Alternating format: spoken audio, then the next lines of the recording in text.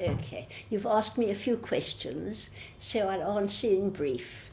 My name is Ruth. I was born Ruth Soretsky in a place called Boksburg in South Africa, which is not far from Johannesburg.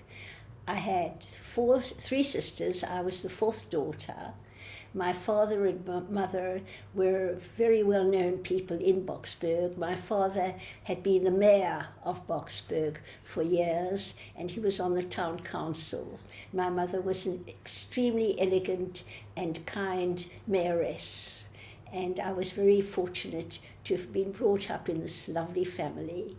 My mother came from the Gehring family in Johannesburg.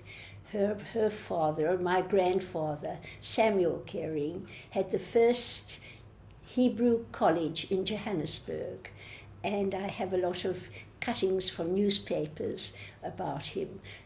There were 4 sons. My mother was one of 4 daughters. There were 10 children, and of the sons, they all were very interesting and had high places. They all went to university, I think, except one. And my mother wrote a letter when she was young to her father. And she wrote this letter in Yiddish. I only saw it many, many years ago when it was translated into English for me. And she wrote that as a girl, she had been discriminated against and never went to university. She had a good education. She was taught music. She was taught the academic studies of young girls. But she said if she had been a young man, she would have been sent to university. And I kept that letter, which I have today in the drawer in this room. My family was a Zionist family. If I recall correctly, Chaim Weizmann once had lunch at our house when he was visiting South Africa, and I didn't take part in the luncheon because I was too young. But I remember that he was there, and many, many years ago it occurred to me that I should have realized how important he was, but I was then too young. So this Zionism was the genuine Zionism of many South African families. I don't think it occurred to my parents that the Zionist daughter, Ruth, would come into the family and would want to live in Israel, which was in Palestine. I had finished matric, and I was at university studying biochemistry. And one day I saw a newspaper article in the Zionist Record, which said that 2 people, Bernard Gehring, my uncle, who was then head of the South African Zionist Federation, and Abraham Herman, who came from England, was head of the Sochnut in Palestine, and he later became the president of the Hebrew University. They were friends, and these 2 people had an idea that they would send a group of South African youngsters who had done their matriculation to Palestine to learn Zionism. It would be for a year. And because South Africa was part of the British Empire, and so was Palestine part of the British Empire, it wasn't a problem, it wouldn't have been a problem to arrange the passports and to arrange contact between the 2 countries. So I took this article, and it appealed to me. I hadn't been in a youth movement, and I hadn't shown much interest in Palestine at that time. But suddenly, the idea occurred to me that it might be a great adventure. So I came to my parents with the article and said, Mum and Dad, I would like to send in an application. I think it would be very good and interesting for me to go to Palestine with the group, if they choose me. And my parents were horrified. They said, what can you be thinking of, Ruth? You've got your studies, and it's not for you. But I stood my ground and would not take no for an answer. My mother contacted her brother, Bernard, who was organizing this, and she picked up the phone, I remember, and said, Bernard, have you gone mad to want to take our children to the Middle East. It's just after the Second World War. And there's chaos there. It would be extremely dangerous. I don't think it's a good idea.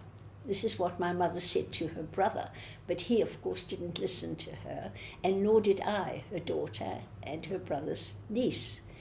In the end, I was accepted, and I was one of a group of 26 young people who had to get to Palestine. And when one says, how do you send young people from South Africa to Palestine in 1946? There were no aeroplanes. And it was after the Second World War. So what would they do? But Bernard heard that there were 2,000 Italian prisoners of war in South Africa who had to be returned to Italy. And they had hired a boat which at one time was a luxury liner. It was called the Struthiden.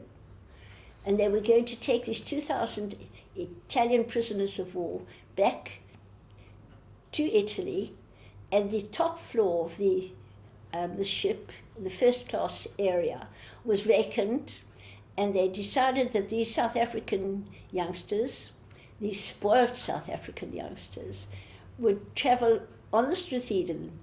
We would leave via Durban, we would go up the coast of Africa via the Suez Canal to Suez, and at Suez we debarked and got on a train which was unbelievably horrible. When we got to Suez, we didn't know what to expect, but romantic dreams died because it was dirty and dusty, and there were hundreds of people and animals going all over the place. And how did we possibly find the train reservation that supposedly had been made for us? When we got to the railway station, we were pushed back and forth, and eventually we got onto a train which was full of chickens and other animals and people pushing and shoving, and we had nothing that looked anything like what we had expected. And we went through the Sinai Desert for almost 18 hours, if I'm not mistaken. And eventually we got to Rehovot in Palestine. And I recall, and I've said this so many times before, suddenly there was a change of air.